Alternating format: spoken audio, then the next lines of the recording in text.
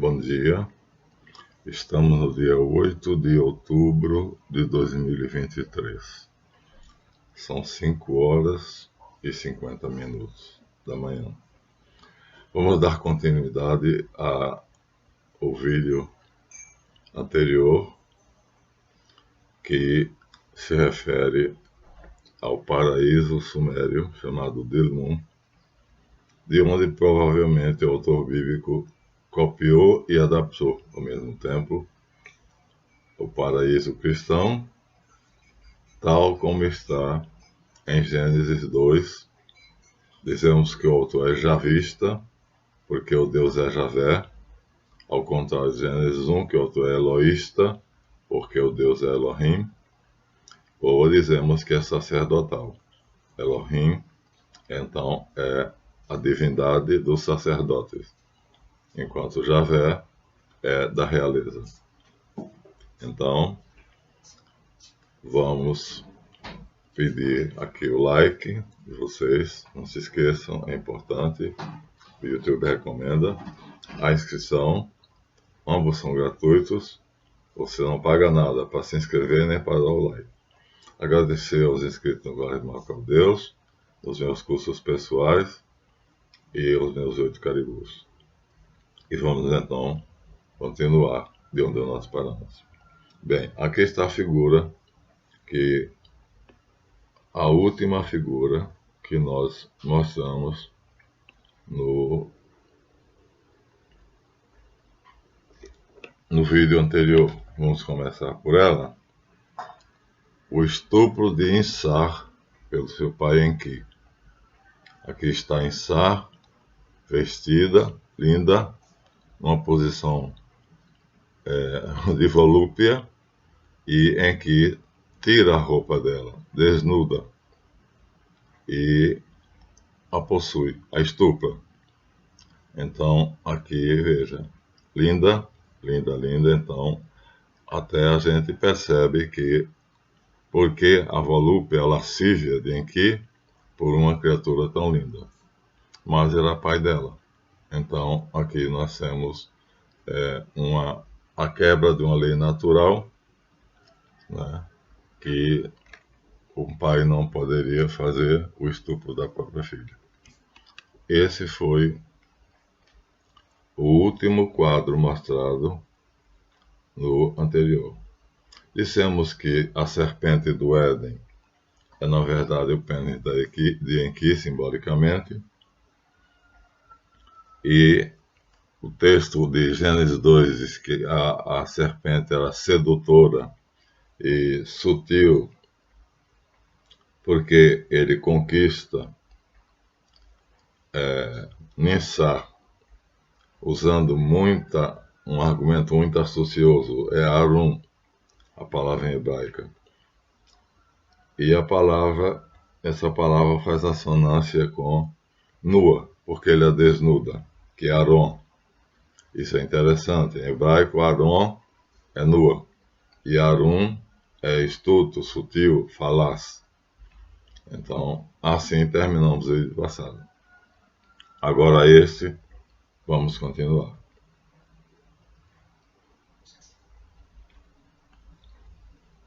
Bom, Ninsar,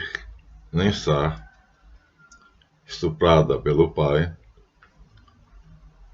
dá à luz, em 9 meses, uma divindade chamada Ninkur ou Ninkura, que é quem produz todas as plantas que são passíveis de servir à fiação, portanto, fabricar tecidos. Vamos mostrar a imagem a vocês. Também uma deusa linda. Aqui mostra ela de costas, você pode ver, né? Então, aqui está a deusa que produz as plantas no Dilmun, que está na frente dela, que parece uma teia de aranha, exatamente porque, assim como a aranha tece a teia, ela produz plantas que são capazes, e aqui está ela de costas, pondo em relevância o bumbum dela. Por isso o pai também se apaixona por ela, ou seja, já pela neta. Primeiro ele seduz e estupra a filha Ninsar. Depois Ninsar tem Nintur e ele seduz e também penetra Nintur. Então, quer dizer, o cara é um tarado sem limite. Então, o que acontece é que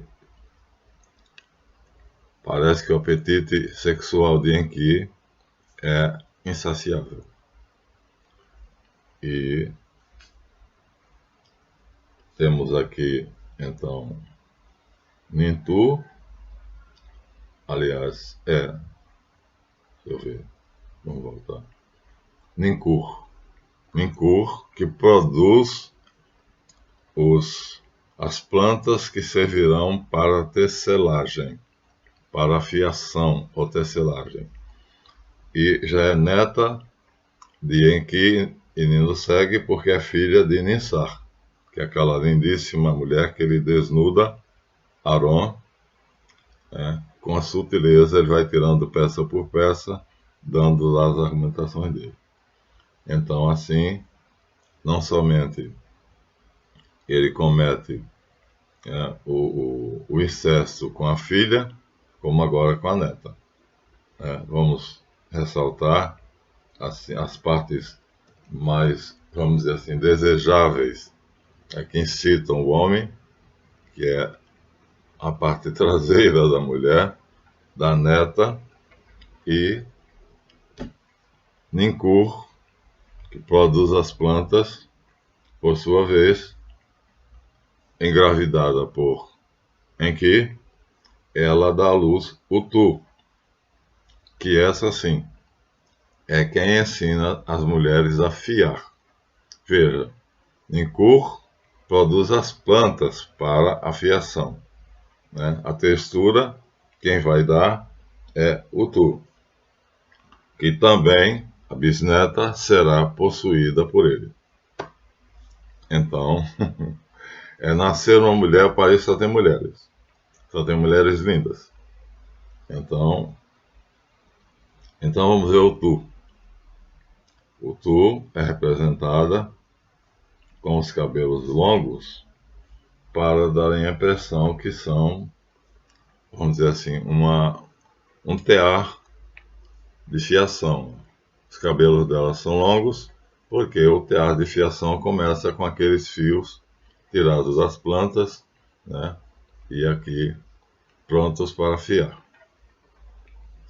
Então, Enki estupra a filha, Ninsar, estupra a neta, Ninkur ou Ninkura, e estupra a bisneta, que é Utu. Ele tem um apetite voraz e a lascívia dele, a libido, é uma coisa estupenda. E Nino segue, está presenciando tudo, a certa distância ele não vê. E ela está entre vingar-se, porque ela é a rainha dos deuses, 10 vezes mais poderosa do que ele. Então, ela poderia tirar dele a imortalidade e matá-lo. É o que ela, primeiro de que tudo, pensa. Mas o amor que ela sente por ele a imobiliza. Então, ela fica entre dois impulsos. Torná-lo humano, ele deixará de ser um deus, será mortal, e ela pode matá-lo, porque ela tem poder, basta ela desejar. Aqui a expressão vai ser tirar meu olhar de vida, como se diz assim, se eu olhar para um ser e quiser que ele viva, ele vive. Se eu quiser que ele se torne divino, ele se torna divino. Ela tem um poder ilimitado. Por isso é chamada rainha dos deuses. Não é das deusas, é dos deuses. Agora eu achei a imagem de Utu aqui um pouquinho feia. Enquanto que as imagens anteriores eram muito belas, aqui eu achei a imagem feia. Então vamos fazer uma brincadeira. Eu sugeri ao desenhista dessa imagem que fez as outras tão bonitas, tão belas, eu sugeri a ele que substituísse a imagem de Utu, aqui está escrito o nome dela, substituísse essa imagem por outra mais bela, porque as anteriores, tanto o Ninsar quanto o Ninkura, são extremamente belas. Aí é uma brincadeira que eu me permiti fazer com vocês.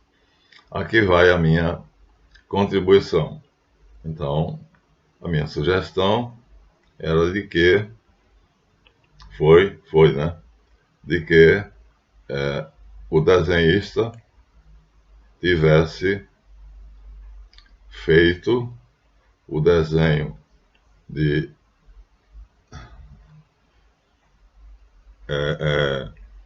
Ninkur ou Ninkura e Utu, como está aqui. É uma brincadeirinha, minha gente. É só uma brincadeirinha, tá? Então, mas o molherio do Dilmun era todo ele assim. Então a gente até quando vê isso aqui pensa que, poxa, seria muito difícil um homem viril, né, ver uma coisa dessas e não desejá-la. Então eu sugeri ao desenhista que ele devia ter feito isso. Olha, eram lindas, todas elas. Todas elas poderiam ser representadas por essa belíssima mulher, porque todas eram deusas belas. Tá? Então, mas isso aqui vai aqui uma brincadeirinha. Claro que eu não conheço o desenhista, mas fica claro pela descrição que todas eram mulheres de uma beleza extasiante. Então, vai aqui um pouquinho, quebrar um pouquinho a seriedade do texto, mas eram todas lindas.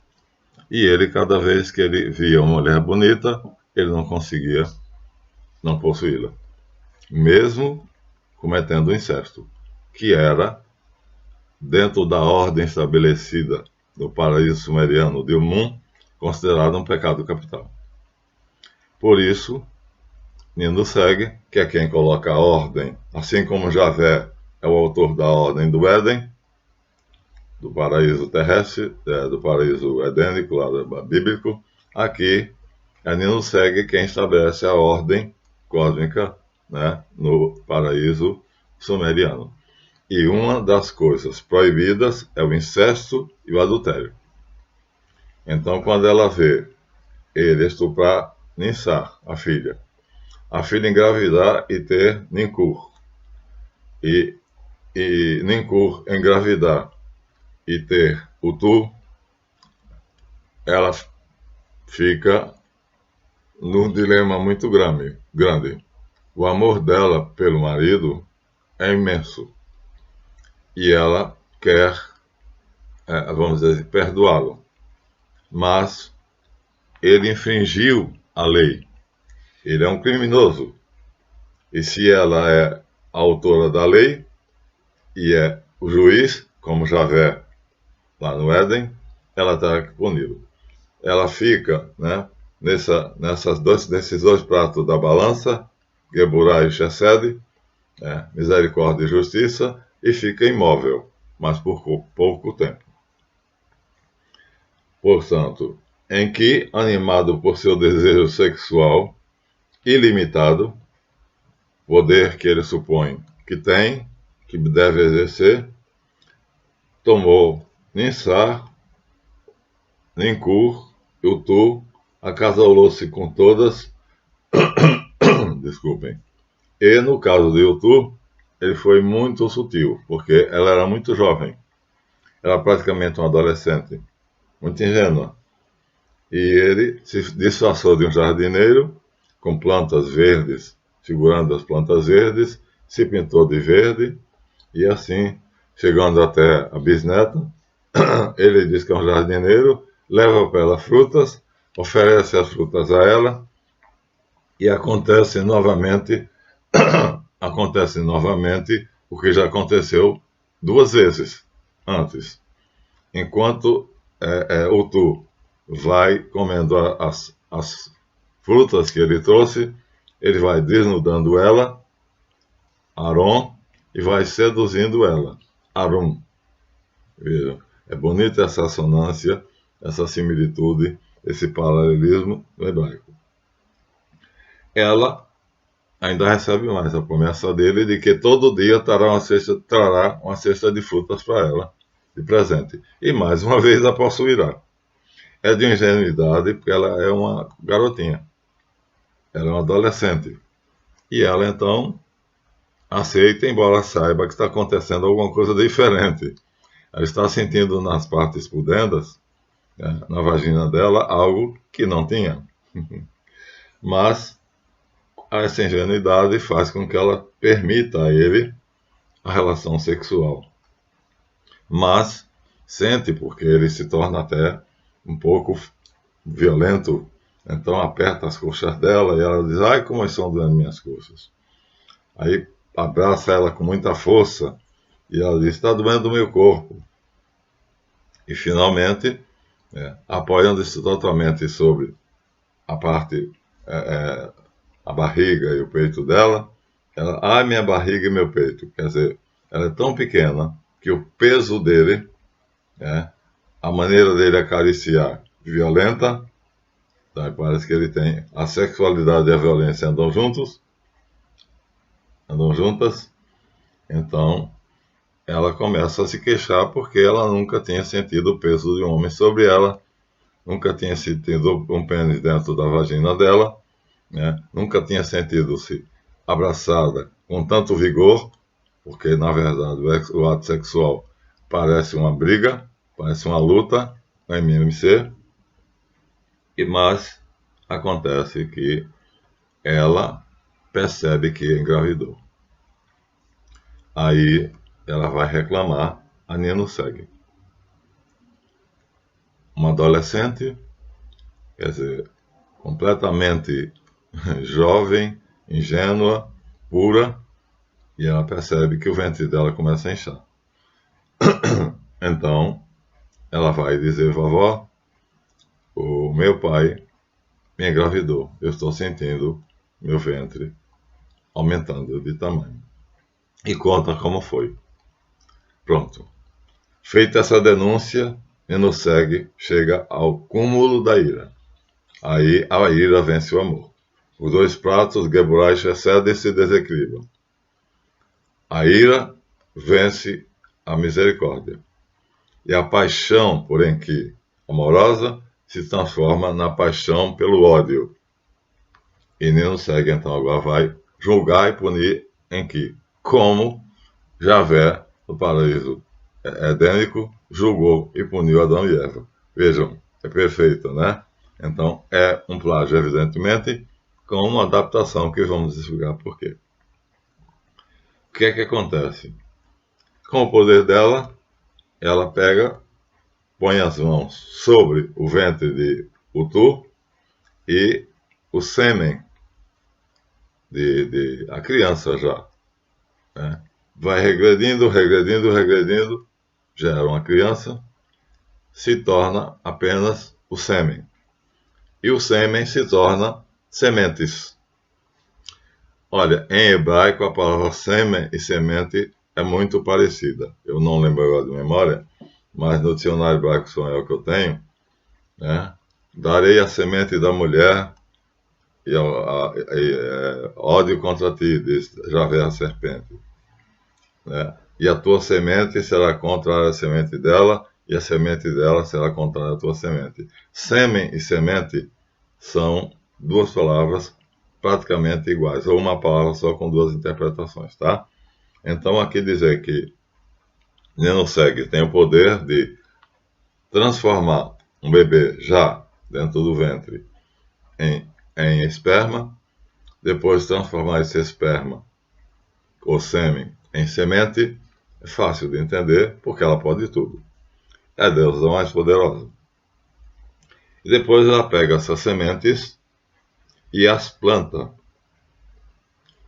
São 8. Ou seja, a quantidade de esperma que ele despejou no útero de Utu, quando ela transforma o sêmen em semente, dão 8 sementes. E ela planta essas sementes. 9 dias após Nino segue ter plantado essas sementes, que foram cuidadosamente cultivadas por elas, nascem exuberantes plantas frutíferas criadas pela deusa da terra.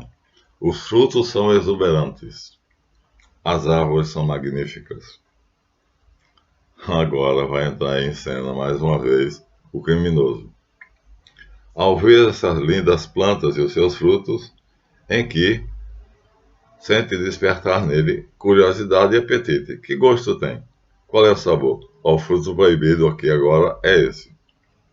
Né? Porque quem plantou foi Ninursag e não se sabe, que o texto não diz para que ela plantou. Mas não foi para ele comer, porque comer as filhas ele já tinha feito. Então, ele vai cometer mais um crime. Já tinha feito o adultério, já tinha feito o incesto, agora ele vai roubar. Porque as 8 plantas e as frutas que ela dava tinham sido plantadas por Ninursag.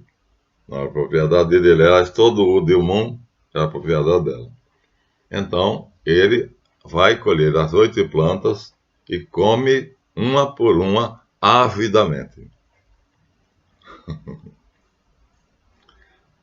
Furiosa, indignada, portanto, tendo preferido Geburah, vingança, pelo comportamento do irmão e marido, decidiu puni-lo. E decidiu separar-se dele. Não vou olhar mais para ele com meu olho de vida. É uma expressão para dizer que, se ela não quiser que ele viva, ela não viverá. E ela, se não quiser que ele seja um Deus, ele deixará de ser. Então ela faz isso. Ela olha para ele e, com o olhar dela e o desejo mental, o poder mental dela, divino, ela tira dele a divindade, ele se torna mortal e ordena que ele morra. Pronto. Assim ela será vingada. Mas isso não acontece sem um julgamento. Como lá no Éden bíblico, Javé, aquele julgamento que nós vamos ver depois em separado, ela lembra ele como foi que ele fez com Ninsar, né, seduzindo ela, como foi que ele fez com Ninkura, seduzindo ela, como foi que ele fez com Utur, ou seja, ela lembra, avalia, tem defesa, ele não tem defesa nenhuma. Apenas a lascívia, apenas a libido em excesso, a luxúria. Ele não tem como se defender. Então, ela diz, então, eu decreto que você morra. Pronto. Enki, então, e ela se afasta. Enki, então, cai e fica ali no chão, inerme, completamente sem forças, vai definhando, e 8 órgãos, ou seja, cada fruta que ele comeu, atinge um órgão diferente do corpo dele. E vai matando esses órgãos. Um no fígado, outro no estômago, outro nos intestinos, e assim, nas costelas. Assim, cada planta vai fazendo com que, cada fruta vai fazendo com que as partes do corpo de Enki vão morrendo. Fica preservada somente a cabeça. Ela não toca na cabeça dele. E Ninursag está vendo ele morrer aos poucos. Escondida, mas está vendo. E está sentindo satisfação. Porque aí o ódio dela, depois do julgamento, assim como o ódio de Javé depois do julgamento por Adão e Eva, aqui a Ninursag exerce o papel de juíza e de juiz. Então, sentencia. Mas o irmão mais velho dos dois, chamado Enlil, diz: meu pai Anu, Ninursag matou Enki.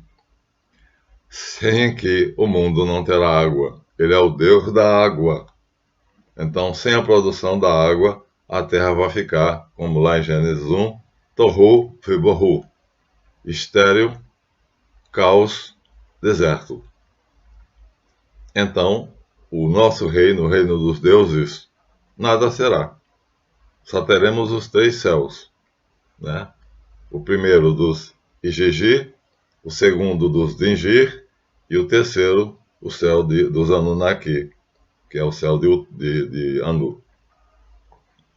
Quando Anu sabe disso, então dá a Enlil o poder de salvar Ninursag de salvar Anki a qualquer preço.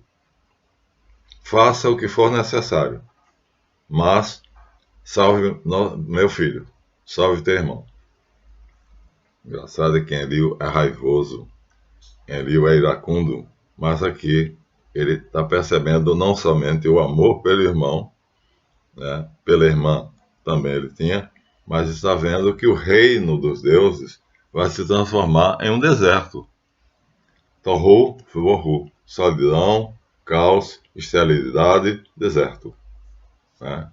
Então, e aí, esse Deus iracundo, Deus das tempestades, Deus de todos os fenômenos aéreos, relâmpagos, trovões, tufões, que produziu o dilúvio, lembremos de passagem, numa crise de fúria, ele faz seu raio comunicar-se com a raposa, que era o único animal existente no Éden sumeriano, que era o animal de estimação de Ninursag, e ela adorava o seu animalzinho. Então vamos mostrar aqui o rosto de Enlil. Olha só, o cara tem uma aparência assim de... ele não é de brincadeira não. O rosto sombrio, não esboça o menor sorriso. O cara não conta piada não. Se eu mostrasse aquela figura daquela mulher ali, ele não ia rir não, viu? Ia me dar um tremendo puxão de orelhas. Então tá aí a imagem que se tem de Enlil, o mais velho dos 3. E aí, recebida a ordem de Anu, faça o que quiser, eu lhe dou carta branca, salve Enki, porque senão o mundo será estéril, os deuses não terão o que fazer. Então, ele faz um raio, ele sabe que Ninursag adora seu animal de estimação, lembramos, já vimos essa figura, está aqui a raposa, e Ninursag parece uma índia inca ou asteca, acariciando a raposa. O raio dele vem, mas não é um raio mortal, é um raio de comunicação, e chega na mente da raposa e diz, salve Enki. A raposa cumpre a ordem do Deus criteriosamente. A raposa é conhecida por sua astúcia. Então, ela diz para ele, responde, tenha certeza de que eu salvarei Enki. O nosso mestre das águas será salvo, não morrerá. E vai até Ninursag, ele sabe onde ela está, uma estimação, o cheiro da dona. Ela vai e com a sua astúcia, a mesma Arum é lua, com a mesma astúcia de Enki, ela convence Ninursag a perdoá-lo. E Ninursag perdoa Enki. Ou seja, raposa, esperta, astuta.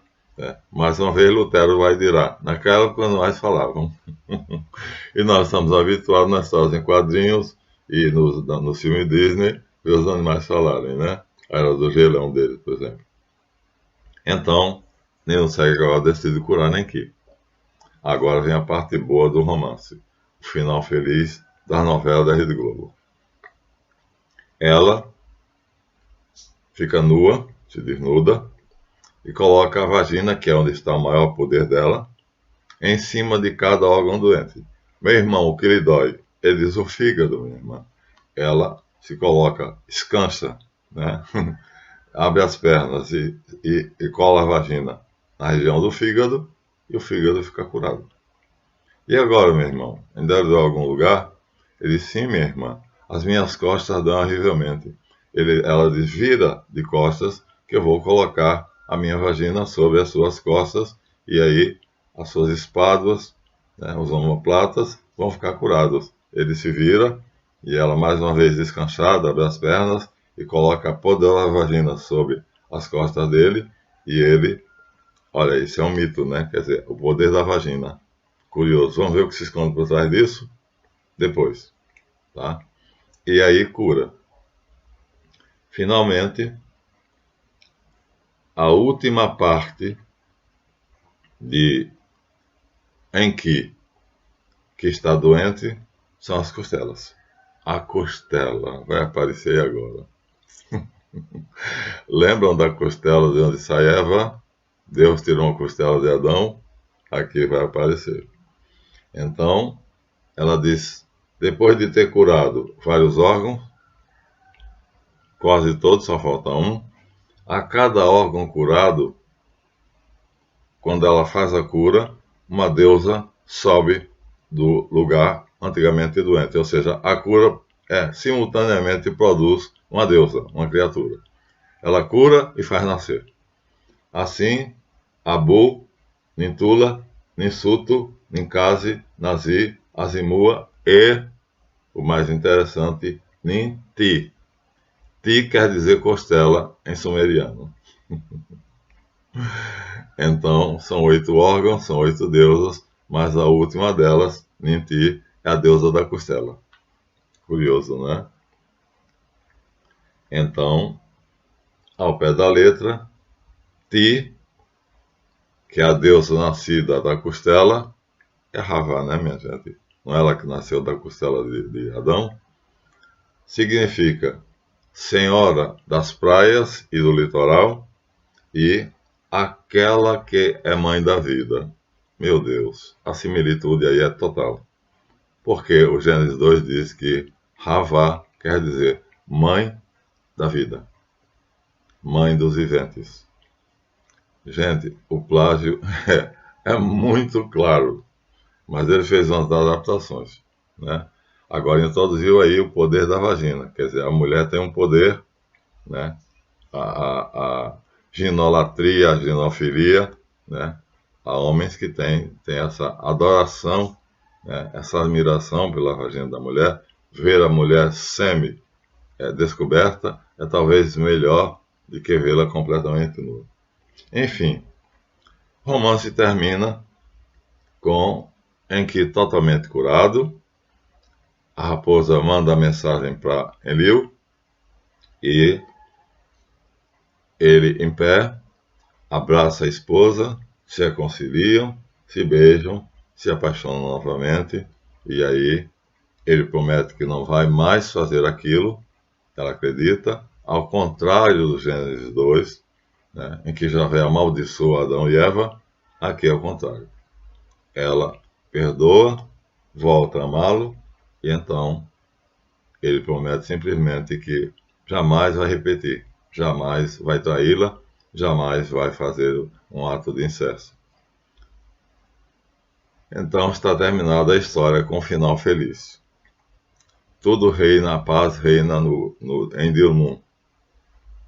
O mito apresenta, portanto, Enki como o criador da civilização, ainda mais. Por quê? Ele vai, com Ninursag, que também se chama Nimar, produzir seres humanos, criar a raça humana. Ou seja, ela cria os deuses, agora ela, junto com Enki, vai criar os homens.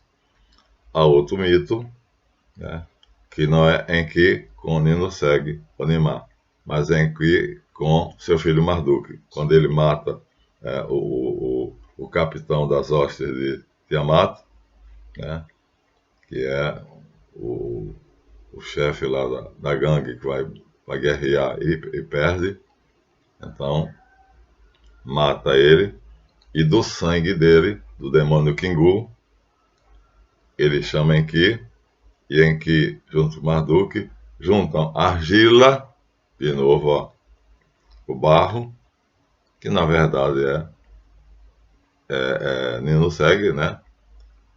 Ki quer dizer terra, barro, argila, e no mito de Marduk são eles dois, Enki e Marduk, que criam o homem, com o sangue de Kingu, misturando. Aqui não. Aqui nessa versão Enki no segue que cria a raça humana. Os homens de cabelos pretos, quer dizer que eles eram ruivos. Então os vikings seriam a imagem melhor para representar os deuses sumerianos. Assim, o nome de Anu prevalece porque ele deu uma ordem e foi obedecido. E rei de Nibiru, que é o nome antigo da Suméria, e Ea, que é um dos nomes de Enki, vai se tornar Ia, depois juntar Havá, e vai ficar Yahavá. Havá, antes de aparecer no Éden, vai aparecer entre os arameus.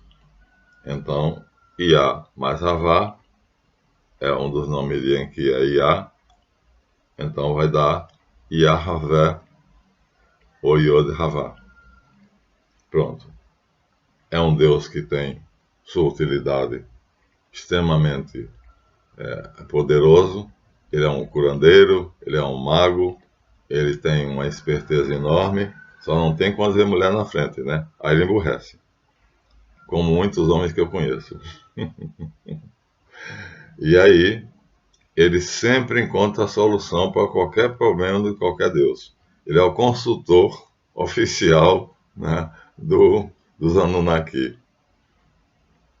Então, é ele quem vai ensinar as artes, a medicina e principalmente a ciência da irrigação, que é o papel dele, né? Deus das águas, ele vai ensinar ao povo, aos homens de cabelos negros, né, como é que vai usar essas águas para distribuir pelas terras, nas enchentes dos rios Eufrates e Tigre, distribuir de maneira que irrigue a terra e eles plantem os grãos. Aí vai aparecer isso em outro, o vinho e o grão, parece que é o título. Bem, essa é a arte maior, a arte da irrigação, porque para os sumérios, né, os grãos são a alimentação básica e principal. Mas ele ensina a medicina, todas as artes, todas as ciências. Também estabelece o ciclo das estações. Ele ensina quando plantar e diz quando colher. E assim termina tudo com ele, o mestre das águas, e ela, a deusa da terra e da fertilidade, que o nome Enki tem um pedacinho do nome dela, né? En é An, o nome do pai, que é o nome dela, irmã e mãe dele. E aqui nós vamos terminar o vídeo aos 38 minutos, mostrando uma tabinha sumeriana original. Aí você vê como é diferente, porque por isso eu quis mostrar aquela figura. Esse é um tablete original, tá? Então por isso não é tão bonito. Os outros são desenhos calcados na narrativa que os artistas fizeram. Esse aqui não. Mostrem aqui, ó, um peixe, para dizer que ele manda nas águas, uma mulher, uma menina, uma filha pequenininha, para mostrar que ele justamente cometeu incesto com todos os filhos, e Nino segue com alguma coisa ali na mão, né, coroada de rainha, e com algo ali na mão, ou nas mãos, que é o símbolo do poder dela, poder absoluto. Até Anu, né, está sob o poder dela. Mas, como eu disse a vocês, os sumérios, eles têm um rigoroso código de ética. Quisera hoje que o mundo estivesse assim. Pronto, minha gente. Termina assim aos 40 minutos. A paz reina em Dilmun. Anu está no seu trono, sabendo que há muitos outros deuses mais poderosos do que ele, como Marduk e a própria Nenoseg, mas que a hierarquia dos sagrados poderes jamais será quebrada. Portanto, ele reina. Anu reina. Embora Marduk seja quem vai matar Tiamat, que ele não tem coragem de matar. E a ordem que ele deu, Nino segue, traga Enki de volta à vida. E ela obedece. Curioso isso, né? O mundo perdeu isso. Perdemos o que jamais devíamos ter perdido. Por isso, estamos nesse estado. Belíssimo o poema, bem diferente de Gênesis 2, porque lá termina-se com a maldição de Javé a Adão e Eva, como se fossem duas pessoas. Aqui a bênção, o amor e a paixão de Ninuseg a seu marido e irmão Enki. E assim, reconciliados, volta à vida Adimun, com todas as suas plantas, árvores e as meninas que já foram estupradas pelo pai, mas as outras que nascem vão ver uma vida normal. Até o próximo, espero que vocês tenham curtido o vídeo bem, tá? Ainda teremos continuidade, não paramos aqui, vamos agora examinar depois o mito lá em Gênesis 2, tá? Boa visualização, obrigado e até a próxima.